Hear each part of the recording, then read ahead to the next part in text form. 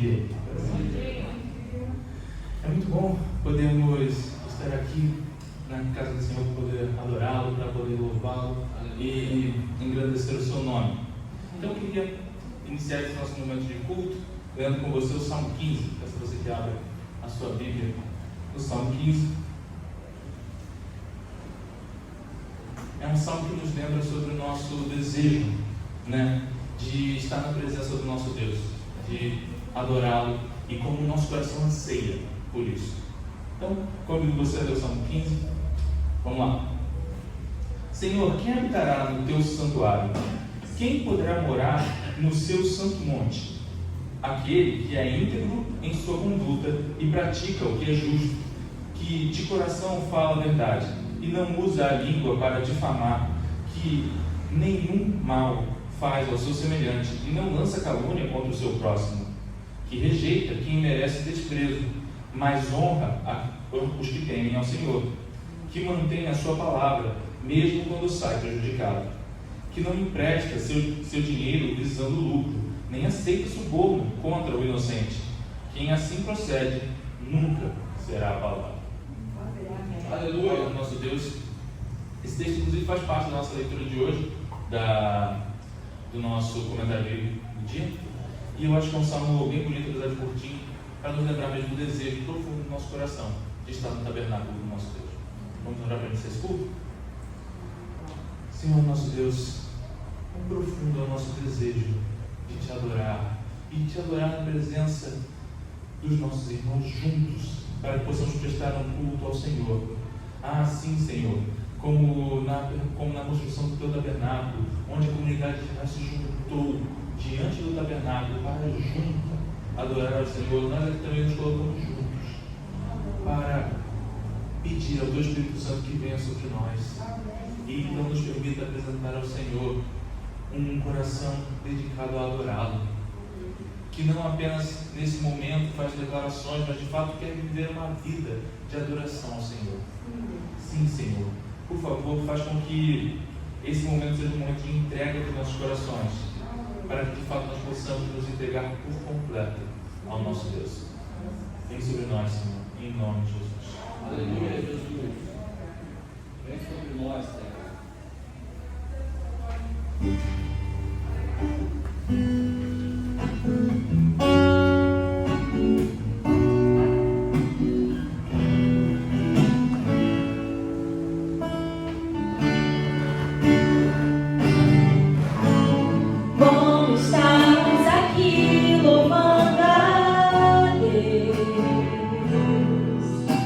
Podendo exaltar seu santo nome.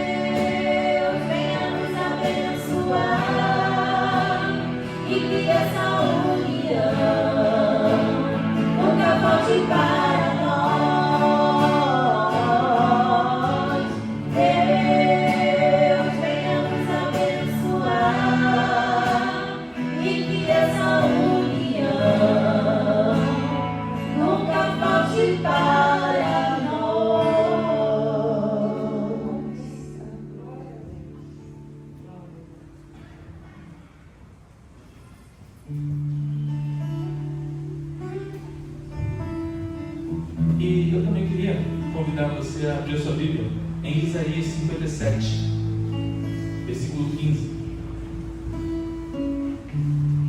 Esse é um versículo muito bonito que nos lembra que o Senhor, assim como habita no seu tabernáculo, Ele também habita no coração dos homens, não especificamente de todos os homens. Ele coloca aqui uma afirmação, ele diz que habita no coração daquele que tem o coração contrito e humilde, daquele que confessa os seus pecados, que sabe que tem atitudes que desagradam a Deus, mas não fica apenas nisso, que é capaz de ao notar isso, de fato se arrepender, pedir perdão ao Senhor de maneira humilde, sabendo que o Senhor é longânimo em perdoar, e está sempre disposto a fazer. Todos nós temos razões pelas quais pedir perdão a Deus. Eu convido você a tirar esse momento para pedir perdão ao nosso Deus. Leiamos o que Isaías nos diz. Pois assim diz o alto e sublime, que vive para sempre, e cujo nome é santo. Habito num lugar alto e santo, mas habito também com o contrito e o humilde de espírito, para dar novo ânimo ao espírito do humilde e novo alento ao coração do contrito. Lembre-se, quando nós pecamos, isso de fato traz ao nosso coração tristeza, e tem que trazer mesmo. Problemático quando não nos traz. Mas também é fato que uma vez que nós humildemente nos colocamos diante do Senhor e pedimos perdão, Ele afirma que não será apenas um ato de pedir perdão, não será apenas o ato de você entender que pediu perdão, mas é o fato de que você sabe que foi perdoado, porque o Senhor nos preenche do seu grande e imenso amor, com um alento muito maior do que qualquer alegria que poderíamos encontrar, a alegria do nosso Deus sobre nós. Então oremos, pedindo perdão pelos nossos pecados e sabendo que Deus não só nos perdoará, como nos encherá dele mesmo. Senhor Jesus, obrigado porque o Senhor é o nosso perdão. Certamente não teríamos razão pela qual acreditar que somos perdoados, não fosse o fato de que Cristo se entregou por nós. E na sua morte nós ganhamos vida. No seu sofrimento nós soubemos que seríamos alegres e felizes. Sim, Senhor, muitas vezes tomamos parte dos seus sofrimentos, mas também é fato de que encontraremos com o Senhor no momento da alegria suprema. E isso vem do Senhor, não de nós. Ah, Senhor, torna os nossos corações contritos e humildes para encontrar já aqui o alento maravilhoso do fato de que o Senhor tem nos perdoado. Ah, Senhor, não nos permite ter a alegria dos nossos pecados. Senhor, leva-nos a um coração contrito e humilde, em que o Teu Espírito habita. Por favor, Senhor, vem sobre nós, em nome de Jesus. Nesse momento, durante a próxima canção, você pode estar trazendo os seus dízimos e as suas perguntas. Amém, meus irmãos?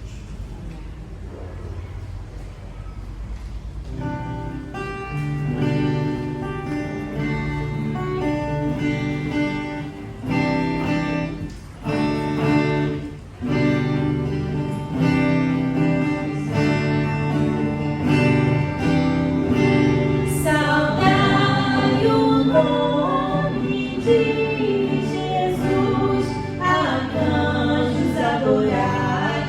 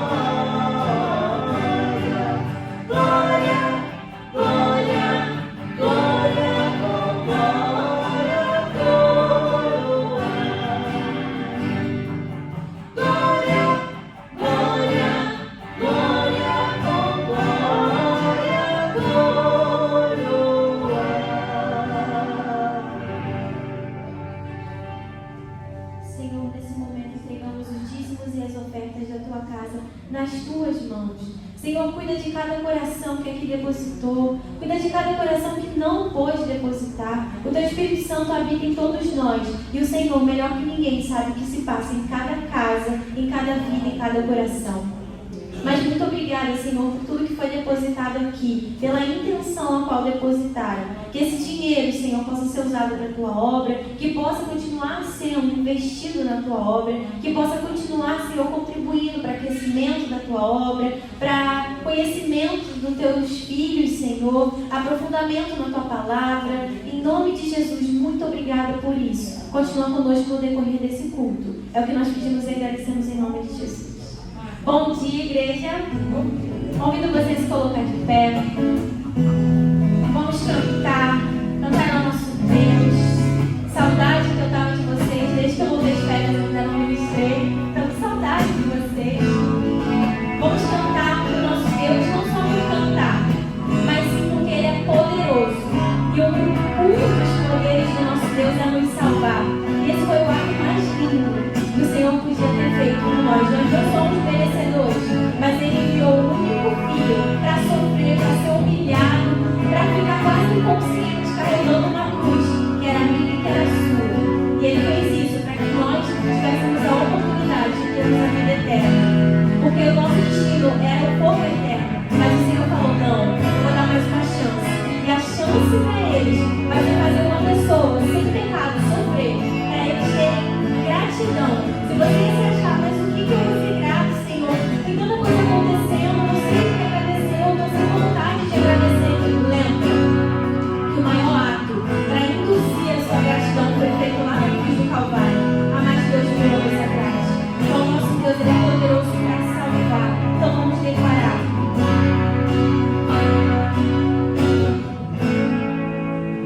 Todos necessitam de um amor perfeito,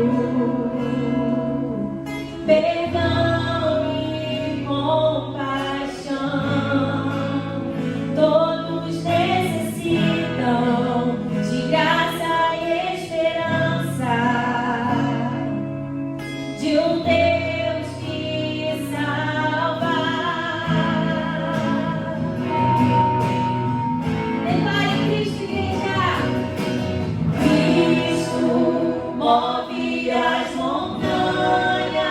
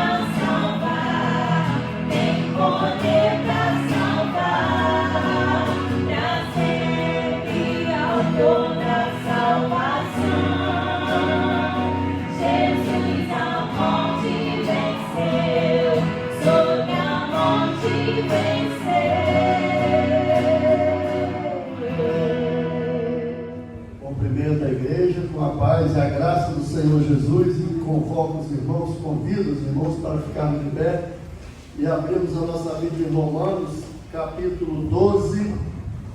Romanos, capítulo 12, vamos ler os 2 primeiros versículos. Romanos, capítulo 12. Quem puder ficar de pé, fique. Quem não puder, fique com reverência, sem conversar, com atenção à palavra de Deus. Assim diz a palavra do Senhor: portanto, irmãos, rogo-lhes pelas misericórdias de Deus, que se ofereçam em sacrifício vivo, santo e agradável a Deus. Este é o culto racional de vocês. Não se amoldem ao padrão deste mundo, mas transformem-se pela renovação da sua mente, para que sejam capazes de experimentar e comprovar a boa, agradável e perfeita vontade de Deus. Oremos. Pai, aqui estamos diante da Tua presença e a minha vida é Tua e eu preciso da Tua graça, da Tua unção, da Tua misericórdia. Que nenhuma palavra que o Senhor quer que a igreja ouça deixe de ser dita. Acalma meu coração e me dá paz e segurança em Ti, para falar de acordo com o Teu Santo Espírito, em nome do Senhor Jesus. Amém. Podem sentar-se, irmãos. Meus queridos, a carta aos Romanos, que é a leitura que a igreja tem feito atualmente, ela tem tudo o que a igreja precisa para ser abençoada. Tudo que você precisa, em termos de conhecimento, em termos de experiência, em termos de prática, está na carta aos Romanos. Nós já fizemos uma pregação aqui no capítulo 3, então hoje vai, assim, complementar aquele entendimento que nós já tivemos. Vamos fazer uma rápida lembrança do que é a carta aos Romanos. Eu quero começar dizendo aos irmãos que Paulo havia evangelizado aquela área toda do Mediterrâneo, e quando a gente abre, você não precisa abrir, eu vou citar, mas abrindo em Romanos 15, ali do versículo 22 ao 24, a gente observa que Paulo tinha 2 coisas no coração dele. A primeira, Paulo pretendia ir até a Espanha. Essa é a primeira coisa que você deve prestar atenção no contexto dessa carta. Paulo tinha no coração dele, já que ele havia feito evangelizado todas aquelas ilhas, daquela área conhecida do Mediterrâneo, veio isso ao coração dele de ir à Espanha. Então ele fala com a igreja de Roma que ele gostaria de receber daqueles irmãos algum apoio para essa viagem. A segunda coisa interessante também é que ali no capítulo 15, que você não precisa abrir, ele vai dizer que estava havendo uma grande fome em Jerusalém. Então Paulo fez uma coleta e ele pretendia ir a Jerusalém para entregar aquela coleta, e ele pede à igreja de Roma, ali no capítulo 15, que ore para que a ida dele até Jerusalém não gerasse o que normalmente ocorria, porque os judeus, eles tinham uma dificuldade de entender o ministério do apóstolo Paulo.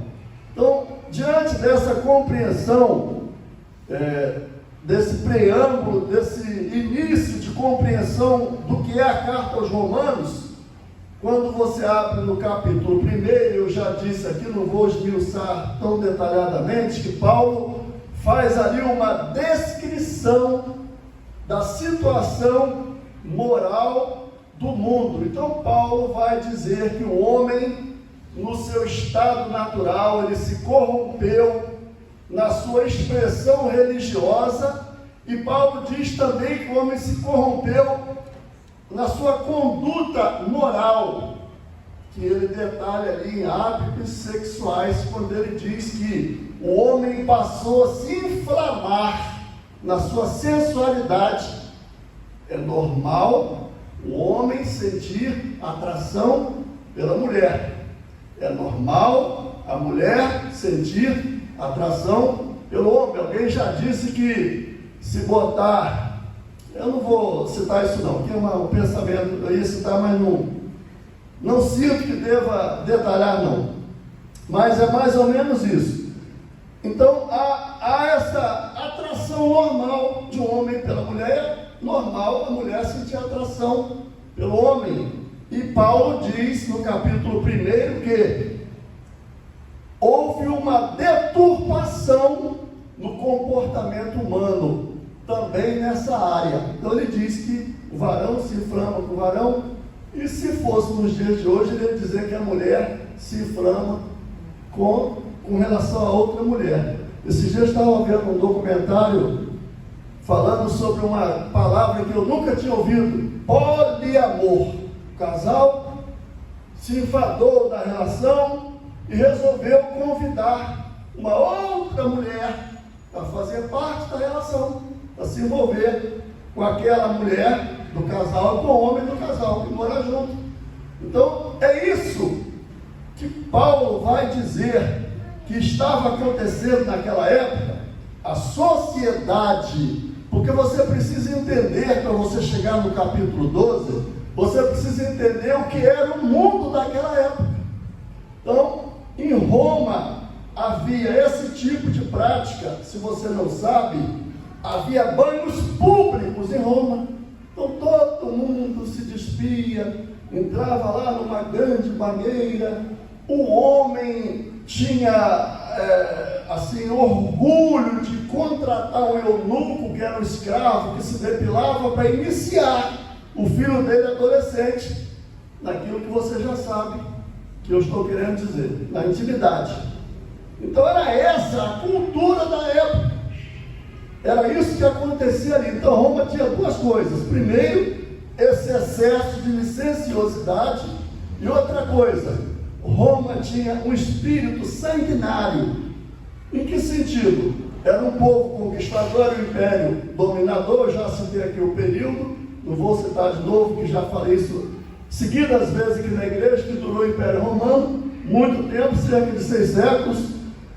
Mas essa sociedade, ela era uma sociedade corrupta, nesses dois sentidos: no sentido de ser sanguinário e no sentido moral. E ali naquela cidade havia uma igreja, que nós já citamos aqui, a quem Paulo se dirige. Não foi ele que fundou, expliquei aqui na outra pregação que aquela igreja provavelmente ela surgiu da perseguição que começou em Jerusalém, ali no capítulo 8, 7, 8 de Atos, isso é explicado. Os irmãos se dispersaram, e Paulo então vai escrever para aquela igreja, e ele, no capítulo 1, ele detalha isso.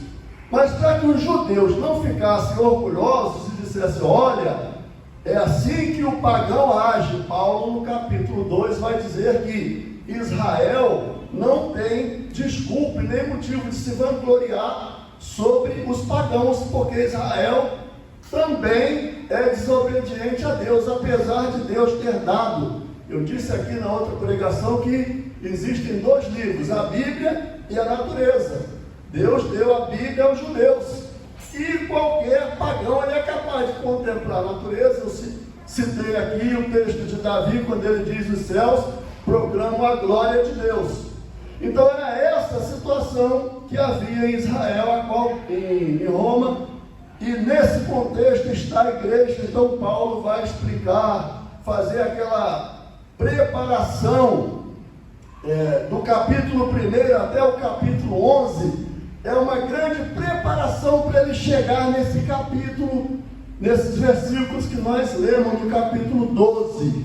Então essa preparação do capítulo 1 até o capítulo 11 chama-se ortodoxia. Orto quer dizer colocar em alinhamento. Quando uma pessoa tem um problema dentário, ela usa o que? O aparelho ortodôntico. Dôntico alinhar.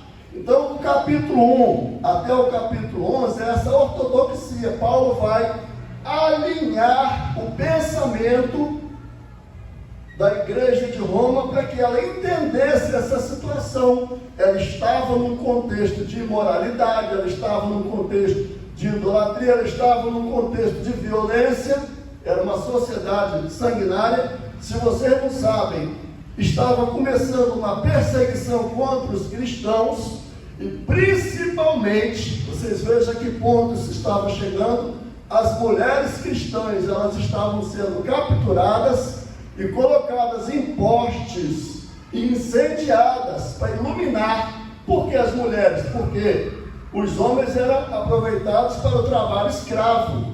A mulher, por ter menos força física, ela era tida como inútil, então elas eram incendiadas. Isso aí é história, quem se interessa vai ver que ocorreu. Muita gente foi morta por Roma. O pastor Abraão de Almeida escreve um livro interessante chamado Roma, Sempre Roma. Roma sempre foi inimiga do Evangelho e sempre será. Roma nunca será amiga do Evangelho. Muito bem, então diante disso, existe essa ortodoxia, esse alinhamento de pensamento.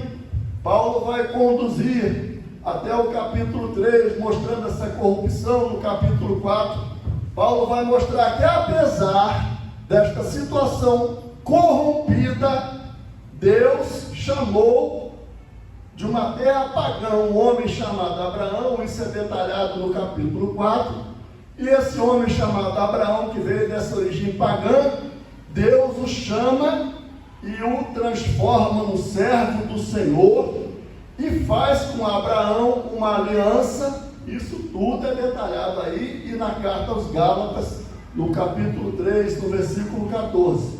Então Paulo vai dizer que Deus chamou Abraão, e isso não é revelado a João, a Pedro, é só Paulo a quem Deus dá esse entendimento, e ele compartilha conosco nessa carta, essa compreensão de que Deus chamou um pagão para gerar um povo. Então Deus fez uma aliança com Abraão, independente da aliança da lei, que viria só 430 anos depois, e Deus anuncia o Evangelho a Abraão, e a Bíblia diz que eu e você somos filhos de Abraão. Lá em Gálatas 3,14, Paulo diz que Deus chamou Abraão, ele deu essa bênção, para que a bênção de Abraão chegasse aos gentios. Então Paulo vai explicar isso no capítulo 4, aí vem o capítulo 5, a justificação pela fé, vem o capítulo 6, quando Paulo fala que a nossa fé em Cristo é uma fé profunda. Quando você lê Romanos 5,8, diz assim: Cristo morreu por nós. Quando você lê Romanos 6,8, Paulo diz: nós morremos com Cristo. Eu vou repetir. Romanos 5,8, Paulo diz: Cristo morreu por nós. No capítulo 6, versículo 8, ele diz: nós morremos com Cristo. Se você não tiver esse entendimento, você não compreende esse capítulo 12. Então a nossa fé em Cristo, como eu disse aqui na outra pregação, não é uma fé intelectual.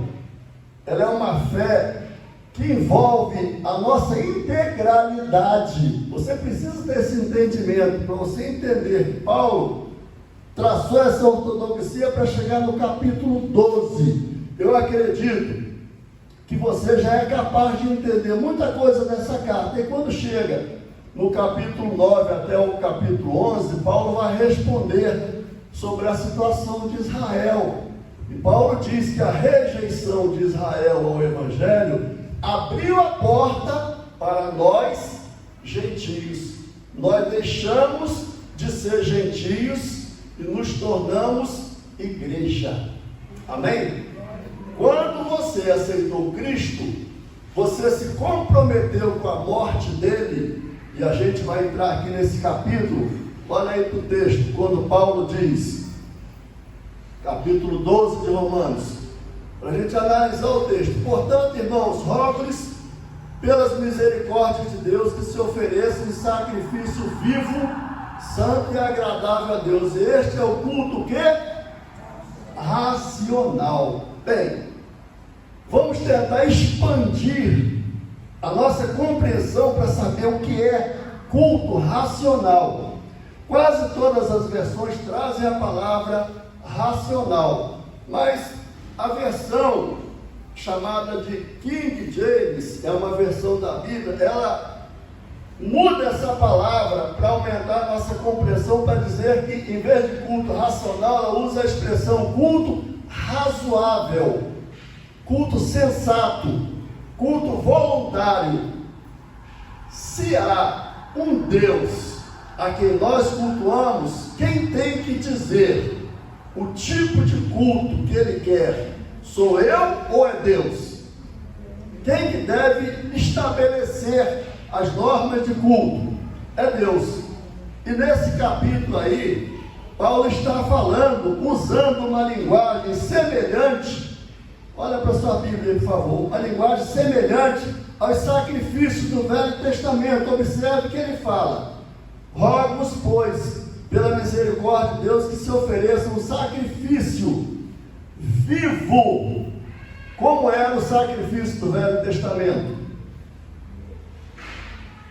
Não, alguém falou morto? Não, era trazido um animal o quê? Era um animal vivo, né? Então, em sacrifício vivo, o sacrifício tem que ser mais o quê? Santo e agradável a Deus. Observa que no começo do versículo, Paulo usa a palavra rogo. A gente deve pensar, quando ler uma carta dessa, que Paulo era uma pessoa que ele tinha uma profunda comunhão com Deus, a tal ponto que ele disse que ele foi arrebatado em espírito até o terceiro céu. Ele ouviu coisas que aos homens não é lícito dizer. Então ele tinha uma profunda comunhão com Deus. Então, quando você lê aqui rogo, você não deve pensar que isso aqui é fruto da cabeça de Paulo. Isso aqui é um apelo de Deus. É Deus que está dizendo a você como deve ser o tipo de culto que Ele quer. Então Deus está dizendo, pela misericórdia de Deus, que se ofereçam em sacrifício vivo, santo e agradável a Deus, que é o vosso culto racional. Um culto, uma exposição da palavra de Deus, ela deve ter 3 partes. A primeira, informação. O que é que eu estou fazendo aqui? Eu estou fazendo o que com relação a você? Te informando. Você está ouvindo. Eu informo e você ouve. Quando eu informo e você ouve, Deus espera que isso atinja as suas emoções e você dê uma resposta, não a mim, mas a palavra de Deus. Então a primeira coisa, informação. A segunda coisa é a emoção. A sua estrutura, o seu ouvido ouve a palavra, essa palavra chega ao seu coração e você diz assim: isso tem sentido. Um culto cristão não pode ser uma coisa supérflua, não pode ser uma coisa superficial, não pode ser. Não pode ser eu dizer que Deus me quer no domingo e de segunda a sábado eu estou desprendido de Deus, porque é isso que Paulo está dizendo aqui, que o culto cristão, ele é um culto comprometedor, em que o adorador se compromete com aquele a quem ele cultua. Eu achei interessante Jefferson ler no começo do culto o texto de Isaías 57:15. Deus diz: eu habito no alto e sublime trono. Esse versículo me emociona demais. Deus diz: eu habito no alto e sublime trono, mas eu habito também no coração daquele que é contrito. É isso que Paulo está dizendo aqui. Quando você ouve o Evangelho, isso exige uma resposta. Então eu disse que o culto cristão tem 3 partes: informação, emoção e ação. Você ouviu, isso atingiu sua emoção e você diz assim: eu vou cumprir o que a palavra de Deus está dizendo. Se alguma área da minha vida não é um altar para Deus, a partir de hoje vai ser.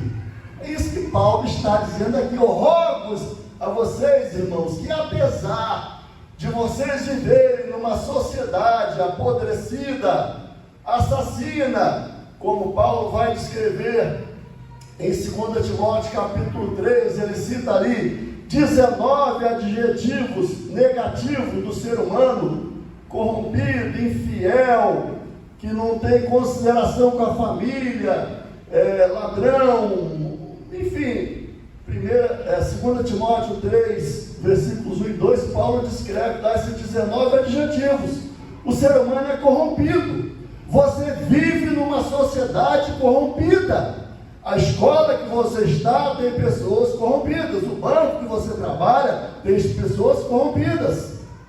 O irmão que dirige o seu carro de Uber vai encontrar pessoas corrompidas. E isso, o diabo vai usar essas pessoas para tentar pressionar você. O crente é uma pessoa que ela vive pressionado. O mundo pressiona a pessoa. Paulo vai dizer no capítulo 6 de Romanos, no capítulo 7 de Romanos, você vai ver Paulo mostrando que o crente ele é pressionado, inclusive, pela sua velha estrutura. Então a Bíblia diz que nós temos 3 inimigos: a carne, o diabo e o mundo. E esse texto aí vai nos ensinar a nos relacionarmos dentro disso aí de uma maneira que nós possamos nos conduzir sem nos contaminar. Pastor Antônio Gilberto, ele foi uma pessoa que foi um subtenente da Marinha, mas muito sábio na palavra. Ele disse o seguinte: o navio pode estar no mar, mas o mar não pode estar no navio. A igreja é semelhante a um navio que está no mar.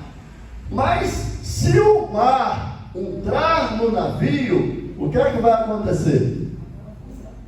Paulo disse que tem pessoas que, por não guardarem uma boa consciência, fizeram naufrágio na fé, afundaram. A pressão fez com que a sua estrutura se rompesse, as águas do mundo entrassem e elas afundaram. Então, o mar pode estar, o navio pode estar no mar, mas o mar não pode estar no navio. Então, eu fui chamado por Deus, dentro dessa sociedade corrompida, caminho por esse mundo, mas Paulo diz aí: rogo-vos, pois, irmãos, pela compaixão de Deus, que apresenteis os vossos corpos em sacrifício vivo, santo e agradável a Deus, que é o vosso culto racional, razoável, sensato. O irmão é um professor dentro de uma universidade. O irmão vai encontrar pessoas que vão dizer que o homem veio do macaco. É ou não é, irmãos? Seu filho que está na faculdade, ele vai escutar isso. Tudo que você ensinou, o Satanás vai tentar roubar do coração dele. Há uma pressão sobre nós, contra nós, assim como a igreja de Roma sofria essa pressão. E Paulo, dirigido pelo Espírito Santo, ele diz: a solução para isso é você oferecer o seu corpo em sacrifício vivo, santo e agradável a Deus. Paulo não fala que Jesus quer só o coração. Paulo não fala que Jesus quer só um culto aos domingos, como eu citei antes. Ele não fala que Deus quer de nós um culto onde você chegue num lugar chamado Igreja Presbiteriana do Fonseca e sente aqui e vá um homem comprido ali na frente e fique falando, e você esteja aí pensando: vamos ver se ele fala bem, vamos ver se ele está ungido, Não! Você vem no culto para você oferecer o seu ser a Deus. É para você oferecer o seu corpo a Deus. É para você você oferecer a sua língua a Deus, é para você oferecer os seus olhos a Deus, é para você oferecer o seu dinheiro a Deus, é para você oferecer as suas emoções a Deus. É esse o apelo que Paulo usa essa palavra forte: rogo-vos, pois, para que quando você sair daqui da igreja, o culto que você prestou, o Deus a quem você reverenciou, você tornou-se o templo dele, então ele vai com você. Amanhã de manhã ele está com você. Quando você chegar em casa, o Deus a quem você se ofereceu, ele não te deixa. Ele disse: não te deixarei, nem te abandonarei. Eu tive um câncer de pele aqui, fui na dermatologista, ela mandou o cirurgião tirar. Jesus estava comigo quando o câncer me assolou. Eu fui curado, glória a Deus. E se não tivesse ido, eu estava com ele. Eu tive Covid em novembro, escapei. Se não tivesse escapado, eu estaria com ele, porque eu sou o altar dele, eu sou o templo dele. Ele me transformou em templo do Espírito Santo, e Paulo vai insistir nisso. Na carta aos Coríntios ele diz: vocês não sabem que vocês são o templo do Espírito Santo? Glorificai a Deus em vosso corpo e em vosso espírito, porque vocês não são de vocês mesmos. Eu estou dizendo a você hoje aqui, na Igreja Presbiteriana do Fonseca, você não é de você mesmo, você tem dono. Assim como lá no campo o boi e o cavalo são marcados, você tem a marca do Espírito Santo em você. Você é conhecido no mundo espiritual. O demônio disse: eu bem sei quem é Jesus e sei quem é Paulo. Então o diabo conhece você, mas acima do diabo, Jesus conhece você, porque você tem a marca dele, porque você está dizendo aí no seu coração: o meu corpo é o templo do Espírito Santo. E se tem alguma área na minha vida que não é consagrada a Deus, a partir de hoje vai ser. Se eu dizia palavrões, eu não vou dizer mais. Se eu roubava no imposto de renda, eu não vou roubar mais. Se eu mentia, eu não vou mentir mais. Se eu era atraído por bebida alcoólica, eu não vou ser mais. Porque o meu corpo é o templo do Espírito Santo, eu sou conhecido nas regiões celestiais. Paulo disse em Efésios 2,6 que você está assentado com Cristo nas regiões celestiais. Então Deus escolheu o seu corpo, esse corpo que você precisa lavar, senão ele cheira mal, esse corpo que você precisa alimentar, senão ele desmaia. Foi você mesmo, foi você, do jeito que você é. Tenha você cabelo liso, tenha você cabelo grosso, tenha você a pele clara, tenha você a pele escura. Deus não olha para isso, porque Ele olha para o coração quebrantado e contrito. Então quando você humilha seu coração e você fala: Jesus é Senhor da minha vida, o Espírito Santo diz: ali está o meu templo, o lugar que eu habito. E Deus diz: eu habitarei no meio deles, eu andarei no meio deles, eu serei o seu Deus, eles serão o meu povo. É isso que Paulo está dizendo aí na carta aos Romanos, que o seu corpo foi transformado no altar de Deus. Então aí Paulo diz duas coisas: uma que se deve fazer e outra que não se deve fazer. A que se deve fazer é permitir que o nosso corpo se torne o templo do Espírito Santo. Eu não nasci templo do Espírito Santo, mas no dia que Cristo entrou na minha vida, o meu corpo tornou-se o altar de Deus. Eu não construo altar, eu sou um altar. O ser humano, ele será um altar ou um monte de lixo. Se Cristo estiver em você, você é um altar. Se Cristo não estiver na vida de uma pessoa, a vida dela será um monte de lixo. O diabo vai fazer ciranda, vai fazer desgraça e vai trazer imundície, como está lá no primeiro capítulo, todo tipo de abominação, como está lá no texto de 2 Timóteo 3, o homem se torna tudo aquilo ali, mas quando o homem é comprometido com Cristo, ele é o altar do Espírito Santo. O sangue bendito que Jesus derramou está sobre a sua vida para purificação e não para juízo. Amém? E quando você vai orar, Deus diz que Ele inclina os ouvidos e ouve a sua oração. Então, uma coisa que você precisa fazer, outra que você não deve fazer, no versículo 2: não se amoldem ao padrão deste mundo, mas transformem-se pela renovação da sua mente, para que sejam capazes de experimentar e comprovar a boa, agradável e perfeita vontade de Deus. Você tem na sua vida a boa, perfeita e agradável vontade de Deus. Se eu me consagrar, Deus vai me usar. Se eu levar uma vida imunda, Deus não vai me usar. Se eu confessar meus pecados, Deus vai me perdoar. Se eu não confessar meus pecados, Deus não vai perdoar meus pecados. Aquele que confessa as suas transgressões e deixa, faz o quê? Alcança misericórdia. Mas aquele que encobre não prosperará. Então o crente, ele é chamado para isso. Não somos perfeitos. Não somos pessoas melhores do que as outras, mas somos chamados para nos tratarmos emocionalmente e espiritualmente. Então a palavra de Deus diz em 1 Tessalonicenses 5,23: e todo o vosso espírito e alma e corpo sejam plenamente conservados para a vinda do Senhor. Você tem o espírito que adora a Deus. Maria diz: a minha alma engrandece ao Senhor, meu espírito se alegra em Deus, meu Salvador. Amém? Mas você tem um corpo.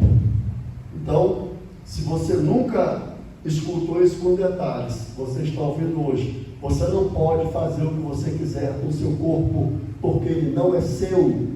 Você tem um dono, esse dono chama-se Jesus Cristo. Você é marcado pelo Senhor. Você deve, eu cito sempre quando eu estou no carro, observando o pastor Sebastião, meu amigo ali da Batista do Calvário dirigindo, eu aprendi que eu devo ser gentil no trânsito, eu devo dar a vez, eu não devo ser agressivo, xingar, agredir, ofender, botar dedo para ninguém, porque eu sou um cristão, eu sou luz, eu não devo ser crente só aqui dentro, mas lá fora também, amém? Porque o meu corpo é o altar de Deus aqui e lá fora, amém, irmãos? É suficiente o que foi dito? Precisa falar mais meia hora? Eu acho que não. Você entendeu, amém? Seu corpo é o templo do Espírito Santo. O sangue de Jesus está disponível para lavar você e dar a você uma nova disposição para caminhar. Que Deus nos abençoe. Foi esse assunto que Deus colocou no meu coração para compartilhar com você. Se eu ficar falando aqui, eu vou ser repetitivo e eu não gosto. Eu digo sempre que não gosto de nenê. Então você entendeu que seu corpo é o templo do Espírito Santo. Você vai chegar em casa, vai fechar a porta do quarto, vai orar e falar: Senhor, o Senhor reforçou o meu entendimento que eu sou o templo do Espírito Santo. Qual área da minha vida que não é submissa a Ti ainda? Eu quero submeter a Ti todo o meu ser. Amém? E Deus vai ouvir e vai te ajudar a vencer as suas dificuldades. Vamos ficar de pé, vamos orar? Pai, eu quero Te louvar, porque o Senhor é bom, porque a Sua misericórdia dura para sempre, porque a Tua palavra é viva e ela é eficaz, ela é mais penetrante que espada alguma de 2 gumes, e essa palavra penetra até o nosso coração para separar a alma e o espírito, para nos dar entendimento para saber que o meu corpo é o templo do Espírito Santo, que eu devo consagrar meu corpo a Ti, que eu não sou de mim mesmo, mas eu sou do Senhor, e eu Te entrego, Senhor, toda a minha vida, a minha respiração, os meus dias. Tu és o dono da minha existência, Tu me criaste para o louvor da Tua glória, e eu louvo a Ti em nome do Senhor Jesus, amém. Estenda as suas mãos para cima para nós darmos a bênção apostólica e nos despedimos na paz do Senhor. Que o amor de Deus, nosso Pai, a graça do Senhor Jesus, a comunhão e a consolação do Espírito Santo sejam conosco e com todos aqueles que aguardam a vinda do Senhor. E a igreja diga amém. Amém. Dá, como diz o pastor, a cotovelada no sermão e saia da igreja com esse entendimento que você é o santuário do Espírito Santo. Amém.